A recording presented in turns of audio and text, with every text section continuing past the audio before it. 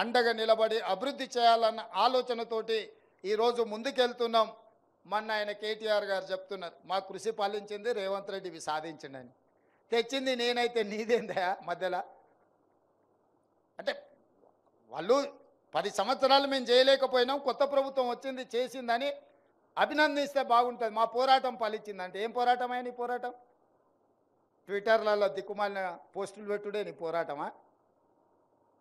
ఇంకా కొన్ని కార్యక్రమాలు పెండింగ్ ఉన్న కేంద్రం నుంచి ఇంకా కొన్ని తెచ్చుకోవాల్సిన అవసరం ఉన్నది. మూసీ రివర్ ఫ్రంట్ అభివృద్ధి కోసం మెట్రోకు నిధులు రాలే.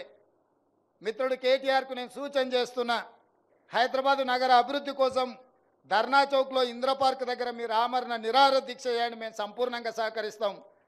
గతంలో కేసీఆర్ గారు చెప్పారు ఒక మాట, కేసీఆర్ చచ్చుడో తెలంగాణ వచ్చుడో అని.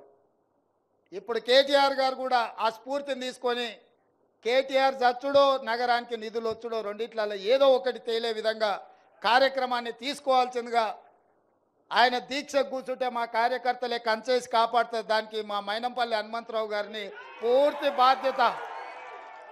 ఎందుకంటే పోలీసులు గిన మళ్ళీ ఆయనను అర్ధరాత్రి పూట దవాఖానకు తరలించకుండా మా హనుమంతన్నకు ఆ బాధ్యత అప్పచెప్తా.